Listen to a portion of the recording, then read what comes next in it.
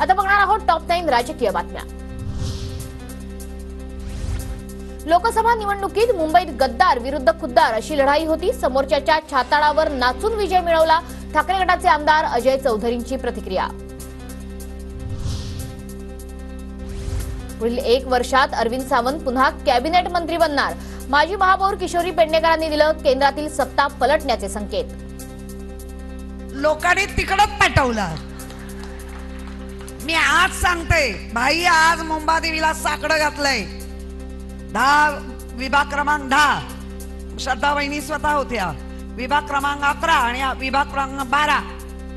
तुम्हाला आत्ताच सांगते 1.5 वर्षाच्या आत, 1.5 वर्ष म्हणजे लय झालं, लय भारी।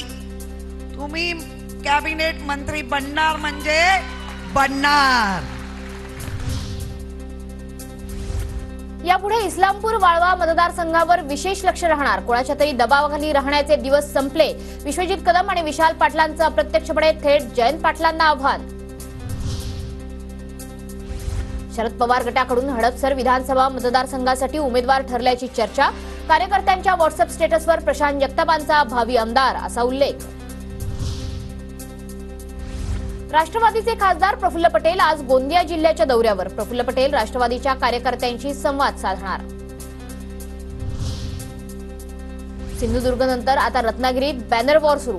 बाप तो बाप होता है, झुंड में तो कुत्ते आते हैं, शेर अकेला आता है। उदय सामंतांच्या पाली गावात लागले भाजपचे बॅनर। निलेश लंकेंचे तुळजापूरमध्ये जायंट किलर अशा आशयाचे बॅनर्स। खासदार झालेल्या निलेश लंकेंना कार्यकर्त्यांनी दिल्या शुभेच्छा। पंतप्रधान मोदींनी सभा आणि रोड शो घेतलेल्या ठिकाणी महाविकास आघाडीचे उमेदवार जिंकले, त्यामुळे मोदींना धन्यवाद देणं कर्तव्य समजतो। शरद पवारांचा मोदींना टोला। मोदींच्या महाराष्ट्रातील सभा आमच्या मागणीवर झाल्या।